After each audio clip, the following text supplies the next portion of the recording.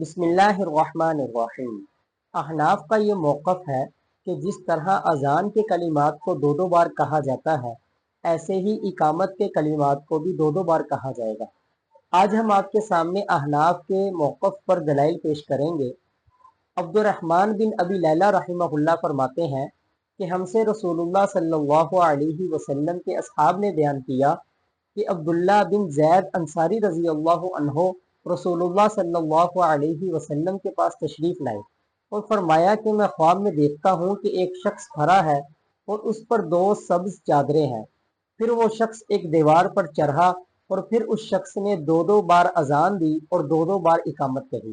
اسی طرح شابی رحمہ اللہ عبداللہ بن زید انصاری رضی اللہ عنہ سے نقل کرتے ہیں کہ عبداللہ بن زید انصاری رضی اللہ عنہ نے فرمایا کہ میں نے رسول اللہ صلی اللہ علیہ وسلم کی اذان کو سنا ہے۔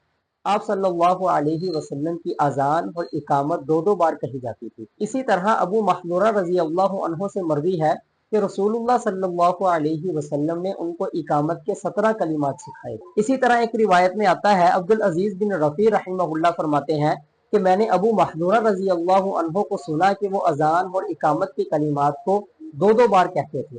اور یاد رہے کہ یہ ابو محذورہ وہی صحابی ہیں کہ جن کو خود رسول اللہ صلی اللہ علیہ وسلم نے اقامت سکھائی تھی۔ اور اسی طرح اسود بن یزید رحمہ اللہ سے مروی ہے کہ حضرت بلال رضی اللہ عنہ دو دو بار اذان کہتے تھے اور دو دو بار اقامت کہتے تھے، اور اذان کو تکبیر سے شروع کرتے اور تکبیر پر ختم کرتے۔ اسی طرح ایک روایت میں آتا ہے، حضرت سوید بن غفلہ رضی اللہ عنہ فرماتے ہیں کہ میں نے حضرت بلال رضی اللہ عنہ کو سنا، وہ 2 مرتبہ اذان اور 2 مرتبہ اقامت کہتے تھے۔ جیسا کہ ہم نے آپ کے سامنے احناف کے موقف کو بھی پیش کیا اور احناف کے اس موقف پر دلائل کو بھی پیش کیا۔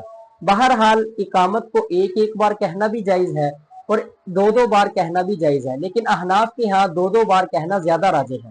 اللہ تعالیٰ جو سنا گیا اس کو سمجھنے کی اور اس پر عمل کرنے کی توفیق عطا فرمائے۔ وما علینا الا البلاغ۔